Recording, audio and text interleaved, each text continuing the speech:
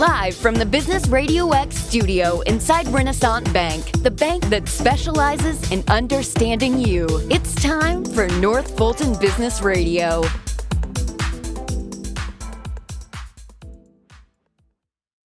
And hello again, everyone. Welcome to another edition of North Fulton Business Radio. I'm John Ray, and folks, we are broadcasting from inside Renaissance Bank in beautiful Alpharetta.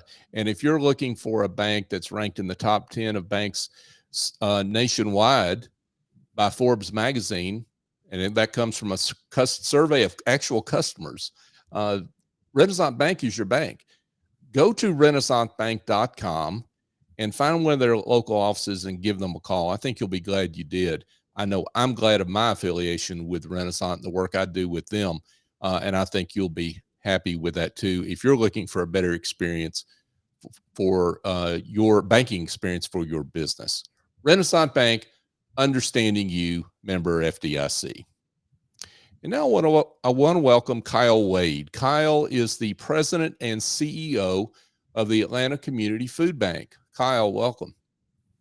Hey, thanks for having me, John. Great to be here.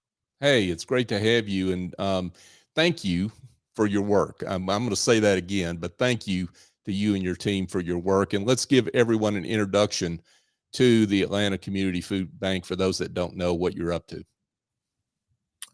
Sure. So the Atlanta Community Food Bank is one of the largest hunger relief organizations in the country.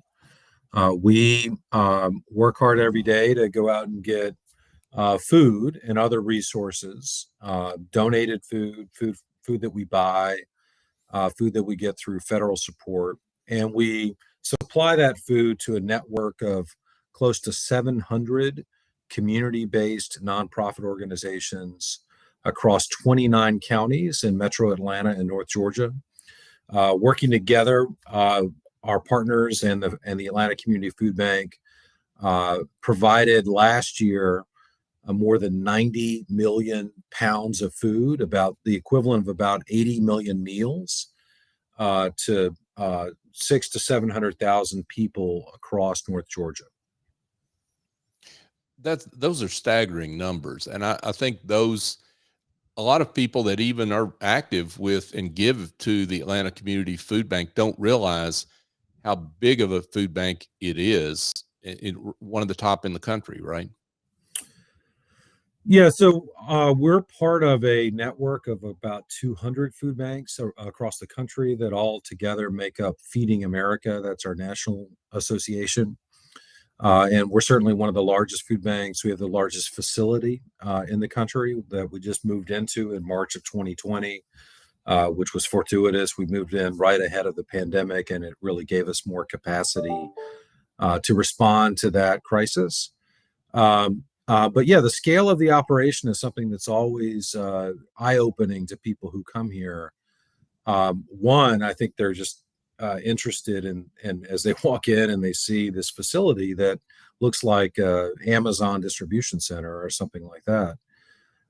But then two, I think when they start to connect the dots and they realize that, oh, well, the reason why we have this huge facility is that the need and the problem is as large as it is, that there are so many people who are confronting food insecurity in their lives, who don't always have all the food that they need, and that we need this large a response to deal with that problem, I think is eye-opening to the people that we engage here as volunteers and as donors. You mentioned, Kyle, the wide geographic area that you cover, and I think maybe a lot of folks might think that food insecurity is something that's a particularly urban problem.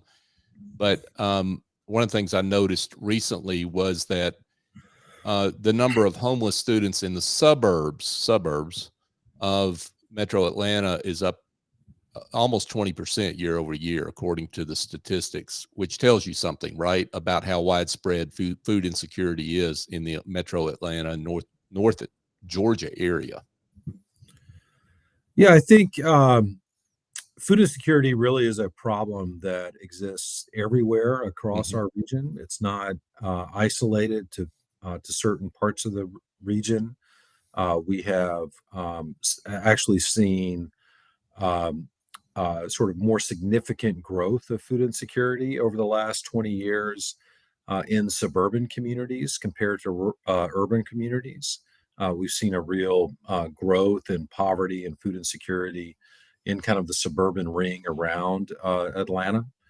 And there are a lot of reasons for that. I think the most important reasons, and this is certainly timely right now, is just that the cost associated with trying to raise a family and get by today have increased significantly over the last really 40 years. If you think about the costs for housing, for healthcare, for childcare, all those things have gone up really in significant ways when for many workers, incomes have not gone up at the same rate. And so there's just increasing amounts of pressure on families Mhm. that make it hard for them to afford all of their basic meet all their basic needs with their resources. They need more help.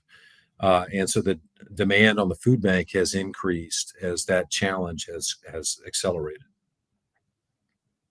Folks, we're chatting with Kyle Waide. Kyle is the president and CEO of the Atlanta Community Food Bank. Kyle, I want to take a little bunny trail run if we can and talk. I want to talk about you and talk about your passion and why you made a career out of this. I mean, you were with the food bank prior to becoming president and CEO. Talk about your journey.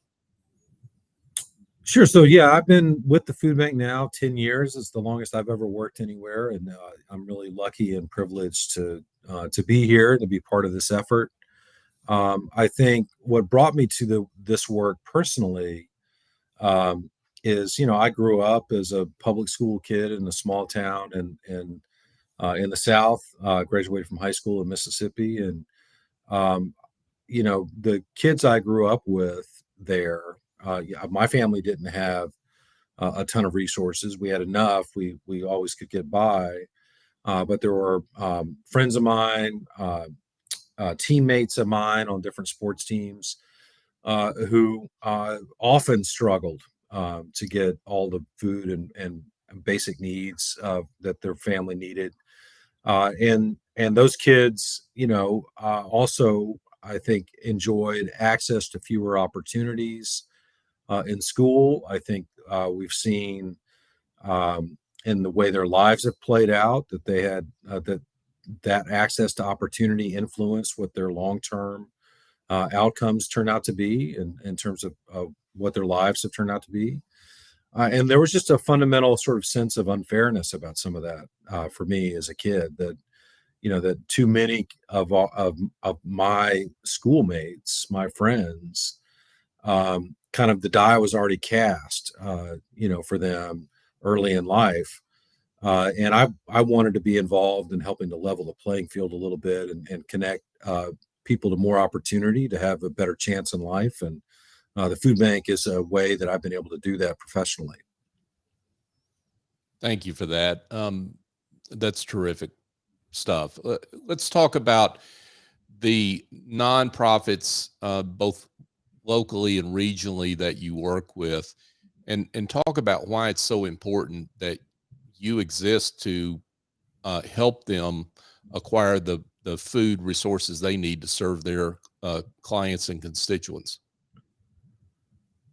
Sure. So, I mean, the food bank is just an incredible model in that we make it really easy for donors to know where to send financial donations and food donations if they want to impact access to food and fighting hunger in our region. I can call the food bank. And at the same time, we have this decentralized network of community-based partners who really understand what the needs are in their local communities, in their local neighborhoods. And so the food bank is able to go out and get resources and then very efficiently route those resources, primarily food, to those organizations so that those organizations can stay close to the need that's in their, on their block, and know what that looks like and know how to respond most effectively to it, but enjoy the benefits of scale that the food bank can bring to them, that we can operate more efficiently and really keep their costs down. So our model just helps ensure that those really small grassroots organizations can be can be more effective and more efficient than they would otherwise be if they were trying to go and find all that food on their own and try to find all those financial donations on their own. It would be a lot harder for them to operate. Sure, and let's be real clear about the bottom line part of this. I mean, it gives them more resources to put back toward those they serve, as opposed to, like you say, putting that all toward food acquisition costs that could be a lot higher if they weren't working with you. Yeah, I think for us, the name of the game is how do we really maximize the productivity of all the resources we get. We want to operate as efficiently as possible. For every dollar that's donated to the food bank, we want as much of that as possible to go toward serving the people who need our help. And we know our donors expect that, and our community deserves that. So for the organizations that we work with, our partners, just the investments we've made in our capacity and capability means that we can get those resources more efficiently to them, and they can spend more of their time and resources serving the community. Now, it also, the way you're structured, it gives folks that want to donate to attack this problem of food insecurity that is so widespread one central place to do that. And you've attracted a wide variety of partners, both corporate, small business, individuals that have supported you over the years. The food bank is really blessed by a broad base of support, both in terms of our food supplier partners. We have great relationships with manufacturers and distributors of food, both locally and around the country, with farmers, with retail grocery store chains, and on and on. We have great partners there. We have tremendous relationships with our donor base financially. We have about 50,000 donors who support us financially at the food bank, close to that number. And a lot of them are just, writing us relatively small donations, but they all add up to a tremendous amount of support that makes our work possible. And that support, is critical to our ability to do what we do. Demand for food assistance continues to grow. We saw it really peak during the pandemic. It started to pull back last summer and kind of continue to decline as we went through the year. But this year, as inflation really kind of took hold, we've seen a steady amount of growth every month in the number of people who need help. And we couldn't respond to that if we didn't have all that broad base of support. For sure. You have got a recent initiative, speaking of one of those donors and supporters, you've got a recent initiative with Kroger that is an important one for you. Yeah, so Kroger just made a significant contribution to support our work at the food bank. I think Kroger's an example of a partner that is, first and foremost, they're a food partner, right? They donate a lot of food to us. We and our partners go and collect food donations at basically every single Kroger grocery store across the region, and get that quickly out to people who need it. So Kroger's a tremendous supplier of food for the food bank. And then on top of that, they support us financially very generously so that we can continue to invest in innovation and invest in our capacity to serve more people. And so Kroger's contribution is helping us get more food to more people more often, so that we can make a bigger difference in their lives. That's terrific. Kyle Waide, folks, he's the president and CEO of the Atlanta Community Food Bank. So, Kyle, let's give maybe a heads up on some future events you have coming. I think there's the Georgia Accounting Food Fight. That sounds like some fun to me. Well, we've had some success in the last few years at building what we call industry competitions, fundraising and competitions, where participants in a particular industry segment from different firms or companies within that industry kind of all get together and compete with each other to raise as much money as possible for the food bank.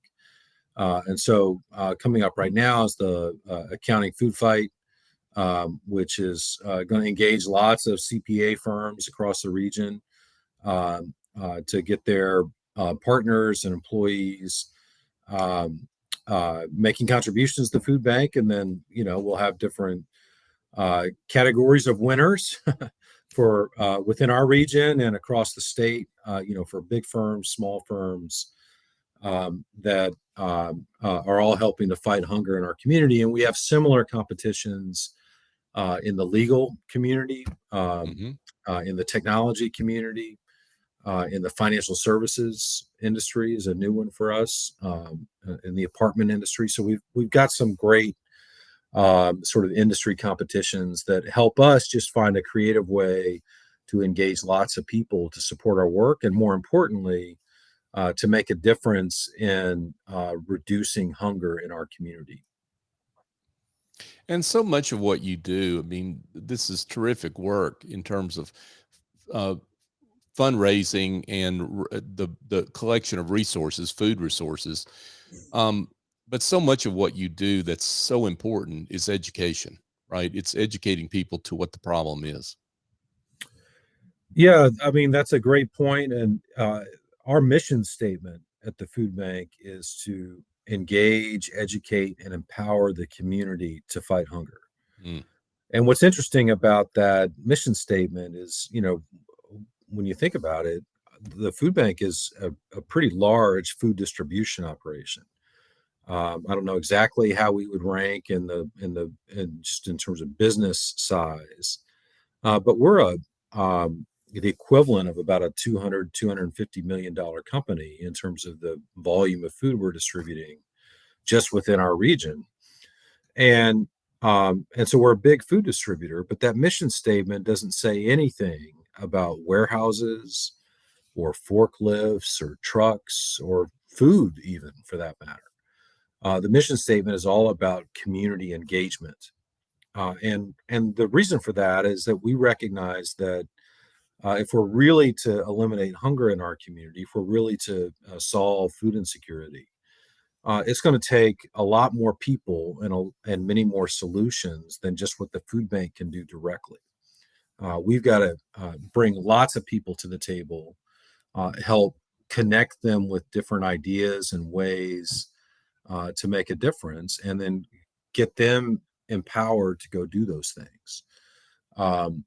That's what our real mission is to get people to the table, invested and engaged in the issue of food insecurity, and give them knowledge and resources to go make a difference. And I think that model of community building is what makes the food bank special, and it's what makes us effective.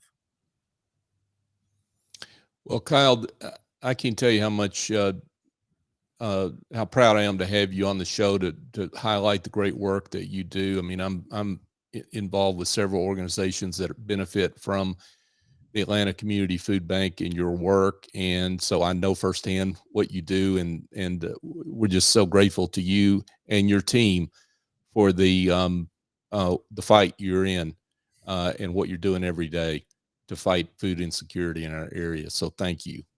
Thank you, John, for having me. We can't do our work at the food bank by ourselves. We need support. We need volunteers, and we need folks like you out there telling the story, because it remains a big challenge, and it's also true that we believe we can solve it if we all come together. Amen. Kyle Waide, folks, the President and CEO of the Atlanta Community Food Bank. Kyle, before we let you go, I would like if you would give folks directions if they'd like to know more about your work, and certainly where they can plug in, whether it's donations or volunteering, how they can do that.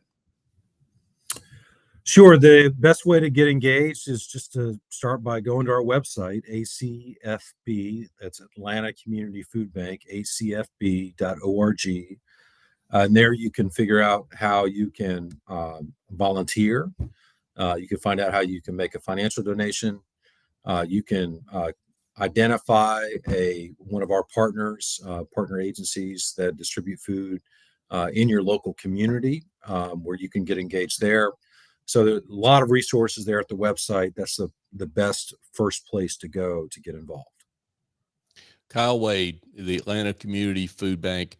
Kyle, thank you so much for joining us. Thanks, John. Look forward to talking again soon. I look forward to that too. Thank you. Hey, folks, just a quick reminder as we close down the show today. A&S Culinary Concepts is located in Johns Creek, and they do some terrific work in terms of corporate catering, and they've got a great culinary studio, but they're signing up folks now for their Big Green Egg boot camps. And if you're interested in learning more about that, and I suggest that you do learn more if you've got a big green egg or want one, call Executive Chef Andrew Traub at 678-336-9196 or go to asculinaryconcepts.com. And folks, North Fulton Business Radio, we just celebrated our 500th episode. We're excited about that. We've only gotten here because of your support. So thank you for supporting us in the way you have. Here's my ask. I'm continue to ask this. Please share the show. That's what we're all about here, is celebrating the work of great business and community leaders like Kyle. And we want their work to be honored, celebrated, and found. So if you could please help us share the show, help them by sharing the show, I would greatly appreciate it. So for my guest, Kyle Waide, I'm John Ray. Join us next time here on North Fulton Business Radio.